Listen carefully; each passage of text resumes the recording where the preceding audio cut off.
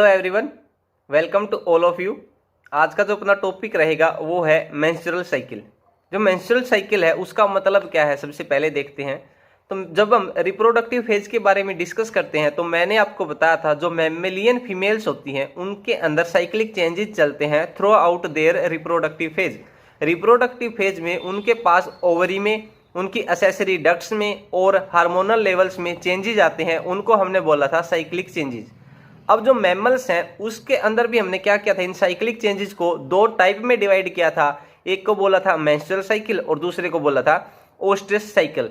किस बेस पे हमने इसको नाम दिया था? अगर ये साइक्लिक चेंजेस चल रहे हैं किसके अंदर, प्राइमेट फीमेल्स के अंदर, तो उसको बोला था मेंस्ट्रुअल साइकिल। और अगर नॉन प्राइमेट्स के अंदर अगर वो चल रहे तो उसको बोला था ओस्ट्रस साइकिल। तो ये था इसका बेसिक फंडा, क्या कुछ मेंस्ट्रुअल साइकिल होता है। उसके बाद बात आती है जो मेंस्ट्रुअल साइकिल है वो फीमेल्स के अंदर कब स्टार्ट होता है। तो ये स्टार्ट होता है एट प्यूबर्टी। जब भी प्यूबर्टी आ जाती है फीमेल के केस में तब मेंस्ट्रुअल साइकिल चलना स्टार्ट कर देता है। जो सबसे पहला मेंस्ट्रुअल साइकिल आता है उसे बोलते हैं मेनार्क। उसके बाद हमने पढ़ा जो फीमेल और मेल के केस में गैमेटोजेनेसिस चलती है, मतलब कि oogenesis और स्पर्मेटोजेनेसिस चलती है, उसके बेस पे हम बोलते हैं जो रिप्रोडक्टिव फेज है मेल और फीमेल्स की दोनों अलग अलग होती है। अलग अलग होने का मतलब ये था क्योंकि हमने जब oogenesis पढ़ी थी मैंने आपको बताया कि जो oogonia होते हैं उनका नंबर जो होता है लिमिटेड होता है। अगर वो लिमिटेड नंबर है तो जब तक वो रिलीज होते रहेंगे तब तक तो रिप्रोडक्टिव फेज चलती रहेगी। लेकिन एक टाइम ऐसा आएगा जब सारे के सारे oogonia ओवम में कन्वर्ट हो चुके होंगे और सारे के सारे ओवम रिलीज हो चुके होंगे। तो उस टाइम पे क्या होता है, फीमेल के केस में रिप्रोडक्टिव फेज खत्म हो जाती है, लेकिन in case of male spermatogenesis जो है वो पूरी की पूरी लाइफ चलती रहती है। अब बात आती है जो फीमेल के केस में oogenesis चलती है वो कब तक चलती है। तो इसे माना जाता है कि अराउंड 50 ईयर्स की एज में ये सीज हो जाती है, मतलब कि 50 की एज तक तो ये चलती रहती है। उसके बाद क्या हो जाता है, ओव्यूलेशन होना बंद कर देता है, मतलब कि मेंस्ट्रुअल साइकिल बंद हो जाती है। अब बात आती है जो मेंस्ट्रुअल साइकिल खत्म होते हैं, मतलब जो लास्ट मेंस्ट्रुअल साइकिल जब आता है उसे हम क्या नाम देते हैं, तो उसे बोलते हैं मीनोपोज। तो लास्ट जो मेंस्ट्रुअल साइकिल आएगा उसे हम नाम दे दिया क्या, मीनोपोज। और वो आता कब है, अराउंड 50 ईयर्स की एज में। उसके बाद बात आती है अपने पास जो मेंस्ट्रुअल साइकिल है उसका एवरेज पीरियड कितना होता है, कितने दिन तक ये साइकिल चलता है। तो वो चलता है 28 टू 29 डेज। उसके बाद देखते हैं फेजेस ऑफ मेंस्ट्रुअल साइकिल। जो मेंस्ट्रुअल साइकिल है उसे हम 4 फेजेस के अंदर स्टडी करते हैं। वो 4 फेजेस कौन कौन सी, देखिए। सबसे पहली फेज अपने पास मेंस्ट्रुअल फेज, दूसरी फेज है फॉलिकुलर फेज, तीसरी है ओव्यूलेटरी फेज और चौथी है ल्यूटियल फेज। अब इनको एक एक करके डिस्कस करते हैं कौन सी फेज में क्या क्या इवेंट्स होती है। तो सबसे पहली फेज जो है अपने पास मेंस्ट्रुअल साइकिल की वो है मेंस्ट्रुअल फेज। जो मेंस्ट्रुअल फेज है उसमें होता क्या है, बेसिकली इस टाइम पे मेंसेज आना स्टार्ट करते हैं, मेंस्ट्रुअल फ्लो ओकर्स। और जो मेंस्ट्रुअल फ्लो होता है, मेंसेज जो आते हैं, उसका रीजन क्या होता है, it happens due to breakdown of endometrium lining of uterus and blood vessels. देखिए क्या होता है, बेसिकली जब हमने यूट्रस की वॉल्स पढ़ी थी तो उसमें सबसे अंदर वाली जो लेयर थी वो कौन सी थी, एंडोमेट्रियम थी। तो जो एंडोमेट्रियम है उसके अंदर चेंजेस आते हैं, मतलब कि वो ब्रेक डाउन कर जाती है, टूट जाती है, और क्या हो जाता है, उसकी थिकनेस कम हो जाती है। और जब वो टूटती है और साथ के साथ क्या टूटते हैं, वहां पर जो ब्लड वेजल्स प्रेजेंट है वो टूट जाती है। फिर क्या होता है, उनके अंदर की जो ब्लड सप्लाई है वो सारा का सारा ब्लड क्लॉट हो जाता है। कुछ एक टाइम के बाद क्या होगा, जो यूट्रस एंजाइम सिक्रेट करता है वो उन क्लॉट को तोड़ देंगे और ब्लीडिंग आना स्टार्ट कर देगी। उसे हम बोलते हैं कि मेंसेज आना स्टार्ट हो गई। अब ये चलता कितने दिन तक है, जो मेंस्ट्रुअल फेज है वो चलती कब तक है, तो ये चलती है 3 to 5 डेज। जो मेंस्ट्रुअल साइकिल के स्टार्टिंग वाले डेज हैं 3 से लेकर 5 दिन तक ये चलते हैं। और इस टाइम पे कितना ब्लड लॉस हो जाता है, 30 to 50 ml ब्लड डिस्चार्ज हो जाता है, लॉस हो जाता है।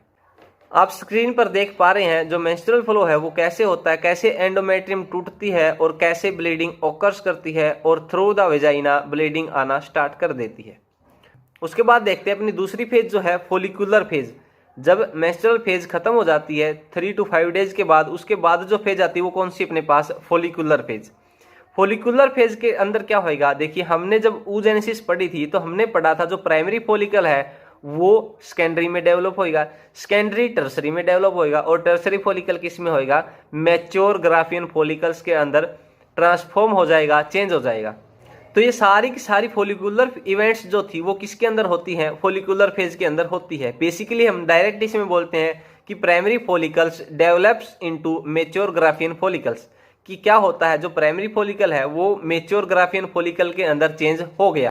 उसी टाइम पे क्या होता है जो एंडोमेट्रियम है वो रीजनरेट करती, मतलब दोबारा से बनना स्टार्ट कर देती है। जैसे अभी जो पहली फेज थी उसके अंदर क्या हुआ, जो एंडोमेट्रियम है वो टूट गई थी, उसकी थिकनेस कम हो गई थी। अब धीरे धीरे क्या करेगी, अपने पास अपनी थिकनेस को बढ़ा लेगी, मोटा कर लेगी। उसके बाद क्या होता है देखिए, all these changes in ovary and uterus are induced by pituitary and ovarian hormones. देखिए जो कुछ भी चेंजेस चल रहे हैं ओवेरी के अंदर वो किसके कारण चलते हैं, उन्हें कौन इंड्यूस करता है, तो वो इंड्यूस किए जाते हैं पिट्यूटरी और ओवेरियन हार्मोन्स के द्वारा। अब ये पिट्यूटरी के कौन कौन से हार्मोन है और ओवेरी के कौन कौन से हार्मोन है जो कि इन इवेंट्स को, इन घटनाओं को इंड्यूस करते हैं, करवाते हैं। देखिए जो पिट्यूटरी हार्मोन है उनको हम बोलते हैं गोनेडोट्रोपिन्स, जो कि इसमें इन्वॉल्व होते हैं। और जो गोनेडोट्रोपिन्स होते हैं वो कौन कौन से होते हैं, एक होता है LH और एक होता है FSH। LH मतलब कि ल्यूटिनाइजिंग हार्मोन और FSH means follicle stimulating hormone. तो दो हार्मोन पिट्यूटरी स्क्रीट करती है। जो दो हार्मोन ये स्क्रीट करेगी एंटीरियर पिट्यूटरी, वो क्या करेंगे देखिए, उनका अलग अलग फंक्शन आपको पता होना चाहिए। जो FSH है, FSH का नाम ही है फॉलिकल स्टिमुलेटिंग हार्मोन, तो सीधी सी बात है वो क्या करेगा, स्टिमुलेट करेगा फॉलिकल्स की डेवलपमेंट को। और LH जो है, LH क्या करेगा, induce secretion of oestrogen from growing follicles.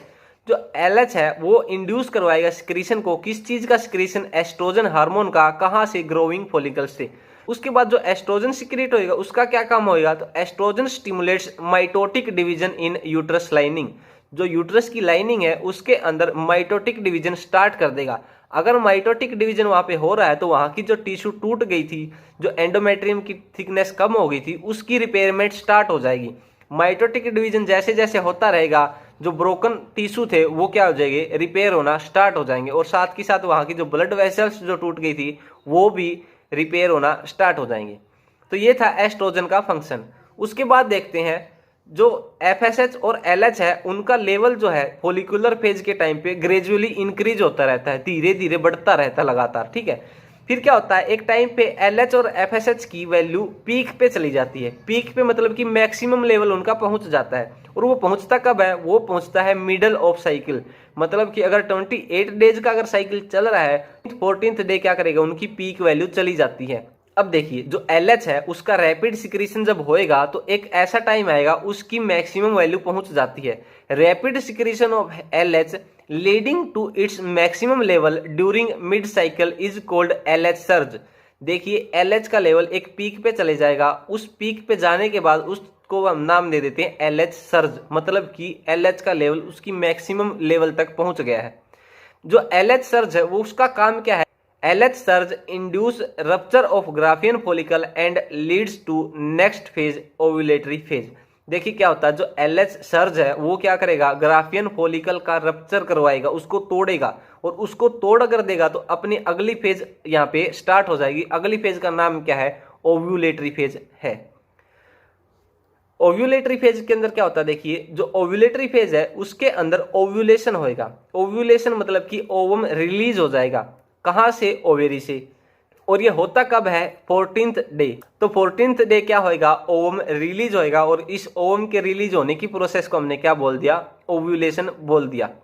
अब अगर एक बात यहां से पूछी जाए आपसे, जो ओव्यूलेशन पीरियड निकालते हैं, मतलब कि ओव्यूलेशन कब होएगा वो अगर आपको निकालना है, अगर किसी का मेंस्ट्रुअल साइकिल पीरियड जो है 35 डेज का जो अगर है उसमें आपको निकालना है ओव्यूलेशन कब होएगा, तो कैसे आप निकालोगे।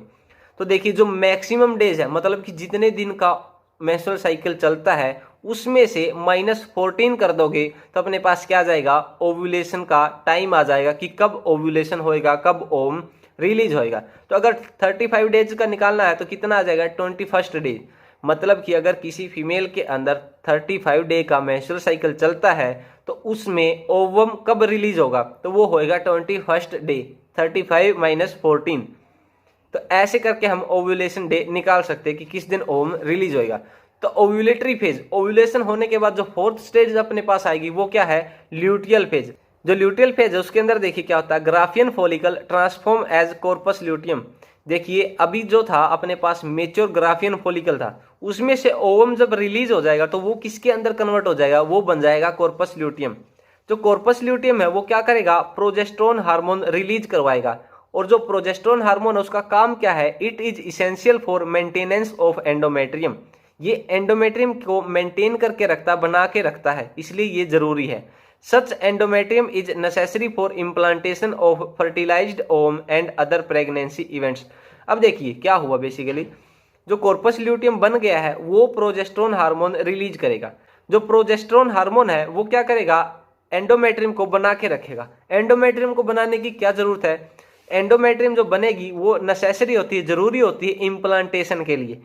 अगर ओम फर्टिलाइजेशन कर लेगा स्पर्म के साथ तो जो फर्टिलाइज्ड ओम है उसका इम्प्लांटेशन होता है, जो अगली प्रोसेस हम आगे पढ़ेंगे। तो उस इम्प्लांटेशन के लिए एंडोमेट्रियम की थिकनेस होना बहुत जरूरी है, क्योंकि उसी के अंदर क्या होता है, इम्प्लांटेशन होता है। तो इसलिए बोलते हैं जो प्रोजेस्टेरोन है उसका एक इंपॉर्टेंट रोल है in the maintenance of endometrium.